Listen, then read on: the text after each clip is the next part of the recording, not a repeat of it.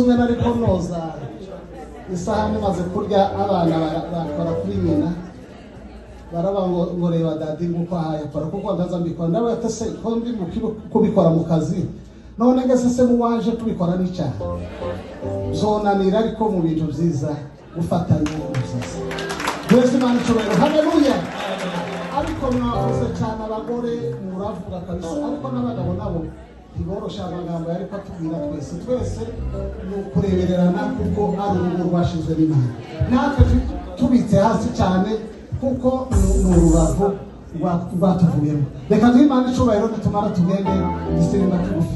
Tuzamure cyane haleluya, tuzamure cyane haleluya. Izi nyigisho zirakomeye cyane, jewe numvise mu by'ukuri zafashije mu mutima wanje, kandi naringiye kuba mu mpaguruke mwene data hano ariko avuga ntari haleluya, ariko numva nifashe, ariko ni ukuri mwaragiteguye ariko cyafashije imitima yacu. Muzongere yabacoge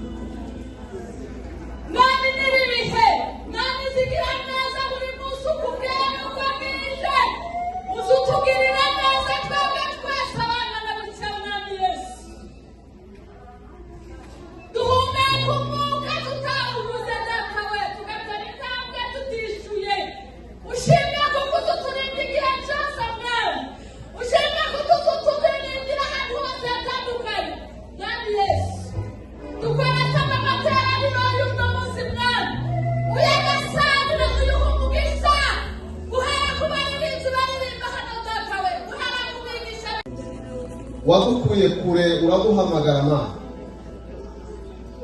Byari bigoye ntibyari byoroshe, ariko kubw'imbabazi zawe wemera gutanga umwana wawe w'ikinege kugira ngo abashe kudupfira twebwe abari ibyaha, tuzize ibyaha n'ibicumuro byatumye mu rugo twakora. Bibiliya ivuga ngo ntiwemeye guhana n'Imana ko ari ikintu cyo kuvundirwa, ntiwigeze uzemera, ariko Mwami wasize ubwiza wari ufite, wemera kubanga urupfu rubi rw'isoni ku musaraba kugira ngo tubashe kubona amahoro. urwo rukundo wadukunze mwami turagusaba kugira ngo uyu munsi rwongere ugaragare, rwongere uhuze muri twebwe, imiryango yongere igira ubumwe, abatandukanijwe n'impamvu zidafatika n'izo bita ko zifatika, izo zose